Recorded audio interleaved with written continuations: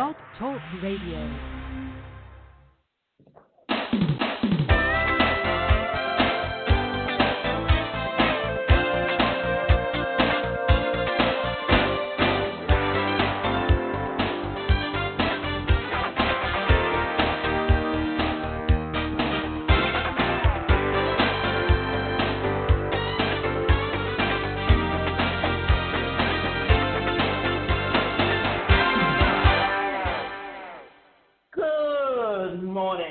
I'm your host, Davina Shinsky, and you're listening to Live Without Limits.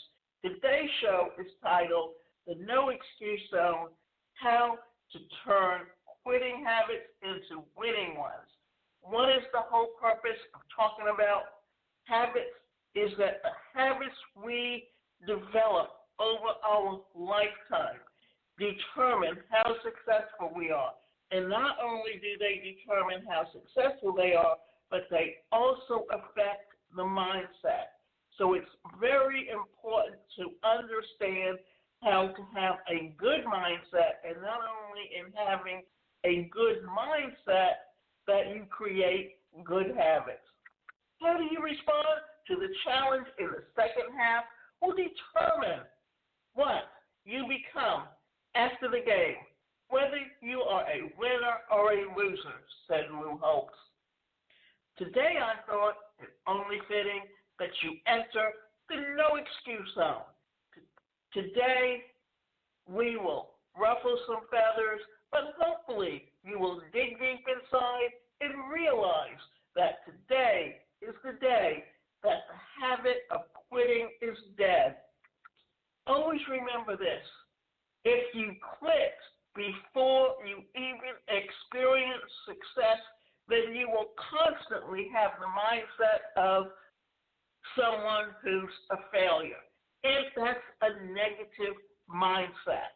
And this is where affirmations also are a very important part of your thought processes.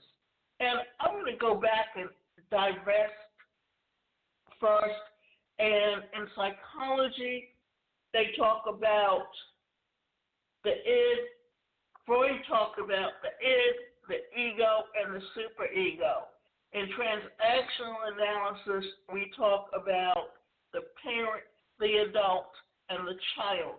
And these are the things that you heard said to you over and over as a child that you eventually internalized and started to replay in your head. So when you understand how you can reprogram your thoughts from negative ones to positive ones and create good habits, then you have set yourself up to succeed. And it's just a matter of learning the skills that you need to become successful. You see, most people quit what they start. It's a fact that a hard, cold one, that 75% of people quit the new projects that they start. Think about how many quit projects, tasks, hobbies have you started and quit. Now, before we continue, let's be very clear. I'm talking about quitting before knowing the outcome. I'm not speaking about entrepreneurs who have a project that fails and they move on. That's actually a good thing. Now, think about it. There are many people out there who think about entrepreneurship, that think about growing, that think about all of the things that they should do, but they don't actually follow through. I'm talking about the things that would enhance their lives, things that if we actually follow through on would improve our finances, our health, our relationships, and our happiness. Things like writing books, poems, short stories, or blogs. Because if you are an entrepreneur, one of the things that you truly need to do is get in the habit of writing. And here's another thing to think about, that if you don't have the time to write because there are people around and you don't live alone, then what are some things that you can do to help yourself change?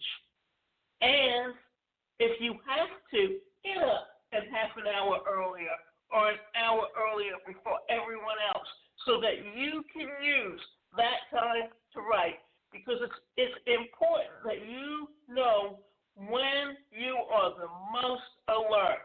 And that's usually when the first thing you should do is do the things that you don't like to do first. That way, when you get to the things that you really enjoy doing, then you're more likely to be ready to do them no matter how attentive you are at the time. Helping your kids with homework, training for a marathon or a 5K. While I was living in Atlanta, every year they have what's known as the Peachtree Road Race on July 4th. And you will find thousands and thousands of people training who are just normal runners on a daily basis. But what they do is, the whole idea is when you start at Lenox Square and you finish up at Piedmont Park, then you actually get a T-shirt. And those T-shirts, because this race has become an annual event, become something that it's a challenge to get, and once you get it, you enjoy wearing it. So it's the idea of, if you want to take part in a marathon, remind yourself what the end goal is, and always remember that, look at it this way, you break it down from what's the end goal to how much can you run today, can you extend it tomorrow, can you extend it the next day, to where you build up your stamina. Keeping in touch with friends, starting your own business, writing a business plan, looking for a new job, setting up a website, quitting smoking, eating healthy, exercising, gardening, journaling, meditating, and painting. Out of those lists that I just mentioned, how many of those things do you do now? And if you look at them, they're all about healthy living, a healthy mindset. And there's many things on the list that we didn't even mention. This list could go on and on. Sure, many of these things would be challenging, but they would also be fun and stimulating. They would help us bond with business partners, spouses, kids, and friends. They would provide inner peace and eliminate many sleepless nights. When you have a healthy diet, when you exercise, when you actually do the things that you truly enjoy doing, whether it's meditating, journaling to work through your thoughts, eating healthy, these are things that help give you a longer leash on life and also help you to have a better outlook on your future. What so many people forget is that your mindset really is an important part of whether or not you're living a healthy lifestyle, whether or not your self-esteem is there. As a child growing up with a disability, I was often being told by my mother, you're helpless, you're worthless, you can't live on your own, you can't. And whenever someone told me I couldn't do anything, guess what I did? It was like putting a red flag in front of me and daring me to prove them wrong. And yes, I was a senior in high school 50 years ago and have graduated from high school 50 years years ago. But there was one course that I failed, and that course was biology. And why did I fail it? Partly because it has to do with math formulas, because there is some math in there, although it's not directly math, but the sciences really connect, and unless it's something that I can really connect to, because cerebral palsy affects how the brain processes information. It determines whether or not things get from short-term memory into long-term memory. And because there was a misconnection there, and because I couldn't really relate to the science, it was a struggle. So therefore, I had to really, instead of just going back to summer school and taking that class, I went part-time for the whole following year and graduated a year later. But I still went to college. I still got a degree. I have an associate's in mental health. I have a bachelor's in psychology, and I even worked on a master's in rehabilitation counseling. And why was that? Because in rehabilitation counseling, because when I was in college, my father passed away, and because we were on Social Security survivor's benefits, I was referred to rehabilitation services. The problem is that twofold. My grades were never really the best because I'm not a very good test taker, and I was dealing with a lot of emotional baggage because of what was going on in the home. And having a mother who was constantly telling me how I was going to fail, because what she wanted me to do was just quit, not finish college, not go on and be independent, but stay with her and keep her company for the rest of her life. Now, if I had done that and done what she wanted, I would not have achieved what I've achieved in my lifetime, and I would not have the self-esteem that I have today. And there are people that are jealous of me, but for what I went through to get where I am, it's more of an attestament to me and what I chose to do to succeed than it is what went on in the home. But this is the main point that I'm getting at is, even if you grow up in a negative home around negative people, you can change.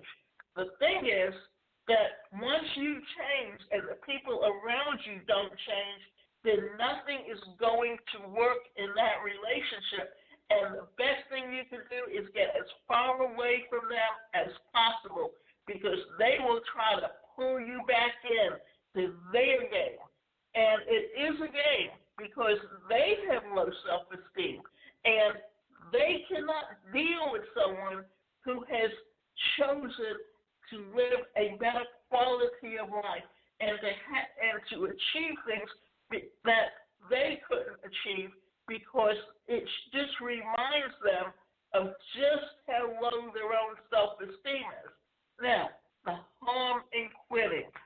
Quitting can become so automatic that you do not even realize that you do it anymore. Did you know that it is actually dangerous to have a quitting habit? Yep. Every time you quit, you potentially set a bad example for your children, damage your self-esteem, ruin business deals, destroy friendships, and impair your health. And how does that impair your health? Because if you have a negative mindset, not only are you going to look to fill those voids with the wrong kinds of food, because if you think about it, salt, sugar, what it does is it works on your mind. It gives you a false high. It gives you a false sense of security. But once those highs are gone, then what happens? You're right back where you were before. So the best thing that you can do is look for ways to retrain your thoughts to become more positive. If you look at the laws of attraction, what does that talk about you? That talks about if you have a positive attitude, your energy draws to you all the good things in life. But if you have negative energy that you're putting out into the universe, then what is it going to do? It's going to bring to you all of those negative things in your surroundings that you truly use to reinforce that negativity and keep feeding into it. So what can you do within your own personal life that can help you to begin to have a positive attitude? Because if you have a positive attitude, then you can go out and you can achieve and set goals for yourself. But if you have a negative attitude, then you're going to always look for the excuses for not doing the things that you can do if you choose to. But it's all what you choose to do with yourself and how you are going to get yourself away from all that negative energy that's around you and find people who put out a positive energy, and that will help feed into helping you change your behavior. What makes us quit? So why do we let quitting win over our happiness? There are many reasons, but the main ones are lack of confidence. Some people are inclined to reach out for help as soon as they're faced with a challenge. The problem is, the more dependent you are on others, the less dependent you are on yourself. Fear of the outcome. Some people are anxious that after working on something for a while, their results will not match their expectations. But here's the thing. In most cases, they will.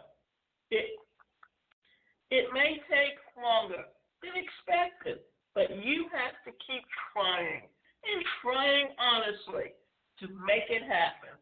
Not enough time. We all have the same 24 hours in a day. Time is not the problem.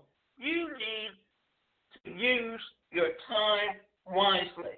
What that means is you have to prioritize. You have to think about what is the most important things that you have to get done first. And you also need to look at scheduling your time.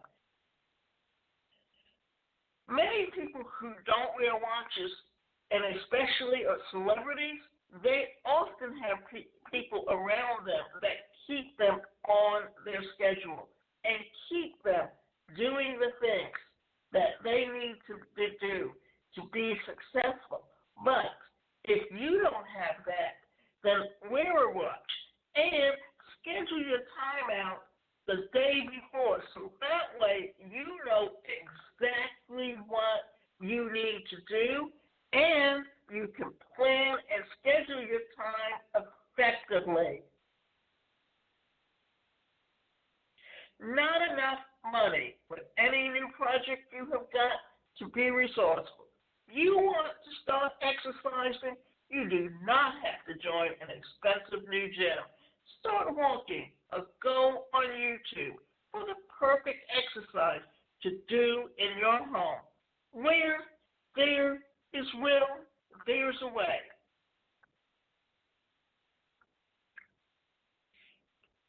Now, money becomes an excuse because because if you look at the job market for the last 30 plus years, if you had a business for yourself, especially like in my background and the industry that I worked in was always the speaking and training industry. I was associated with what was known as Performax, which was assessment profiles, and Personal Dynamics Institute, which had the full-blown training programs. Right? Okay. They eventually merged into one company and were bought out by Carlson Company. Then they eventually broke away from Carlson Companies and became known as Inscape Publishing, where it was just the assessment profiles. They are now owned by John Wiley Publishing, and the only profile that they're actually using now is the DISC. And what the DISC is, it's the personal profile system, but it helps you understand what your natural behavioral style is, where your strengths are, where your weaknesses are, and how to incorporate all of those things to make them all work together. And if you are someone who doesn't like exercising, find a partner, someone that you can work out with, that what that will do is that will keep you motivated. For instance, I've gotten to the point at times that if I could avoid going to exercise, I probably would, just simply because of some things that have happened to me over the years, and they're all coming back to haunt me now. But because I have a subscription with paratransit to take me to and from the gym, I know they're coming 3 days a week, and I will automatically get up and get ready to go. And once I get there, it's not really going to the gym and exercising.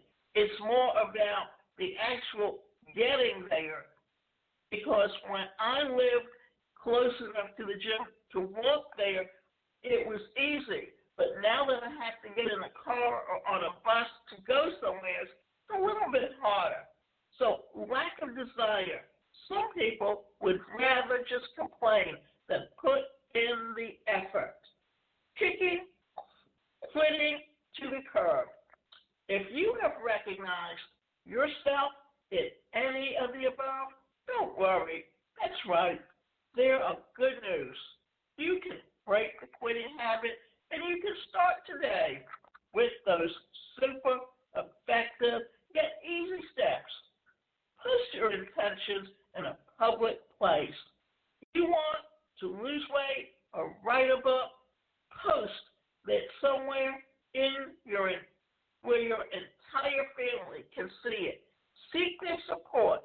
You will find that they will be happy for you, and their excitement will help drive you.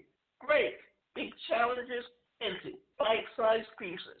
They won't seem to overwhelm, and you can focus your energies rather than getting spread too thin. That's the biggest thing, and this is what happens when you look at a goal and you see the end result. But when you break it down into bite-sized pieces where it's smaller activities that you do each day to reach that goal, then before you know it, it doesn't seem like it's such a surmountable thing that you've got to overcome to reach your goals. Create ambitious yet achievable short-term milestones rather than setting a long-term goal for yourself. These quick short-term wins will keep you motivated. Track and share your progress. One of the things that helps you with goal setting is to write things down and set a date by which you expect to achieve that goal. And when you do that, then that will be motivation to get you to do those things and get where it is that you want to be without any hassle. Remove distractions. Get rid of the time drainers. Don't sign on to Facebook or the internet yourself up for success. This is the thing that happens, that for many people, Facebook is a distraction, and they're there because they have a false impression that they're going to connect with people. And what you find is you find people that are in affiliate marketing or network marketing, and they're there promoting their business, but they're understanding, or they know what it is that they're there for. And yet it's also can be a drainer. For instance, I write on Quora, and a lot of what I'm doing by answering those questions is creating content. And what I do is it gives me content that I can use on my website and on Medium.com. And why am I on Medium.com? Because whenever I post anything and I get readers that read my articles and like my articles, then that's money. So what I'm doing is I'm also using through my company that I'm working with and through Builderall that they have an auto post that I take and put everything through them into an auto post, that what I'm doing is looking for a way to build up my expertise and to promote my business. So it's not that I'm on Facebook to socialize, but that I'm aware that I'm making my time more useful. And I've gotten away from certain things that I used to do on Facebook because it just wasn't productive. Get an accountability partner. People who have accountability partners are 65% more successful. This person will be there when you feel like quitting and help you through those times. Why do you need a mentor or even a coach? Because a coach will sit down with you, help you plan out your goals, and they will hold you accountable to follow through with the things that you want to achieve. Believe in yourself. The fact that you're part of this community tells me that you're kind of person who wants to do great things, that you are the kind of person who wants a better life. And I believe in you. Now, it is time to believe in yourself. These are steps that I take when I'm launching a new project. If I find my enthusiastic waning on the current project, I chunk up on the larger purpose of my goal. I need to keep my eye on the prize and implement the tools to get there. And quitting is no longer an option. Of course, the very best thing that you can do to achieve all these many steps and your ultimate goals is to optimize your brain. Right now, you can get started, and you can look for ways that can help you achieve your goals long term in the future. Remember this, that when you decide to believe in yourself, when you decide that you want to achieve your goals, then you can. And remember, you can go to my website, and that website is the number one, personalcareercoach.com. And you can sign up for coaching, and we can work with you to put together and set up an action plan on how to reach your goals and to increase your opportunities for success.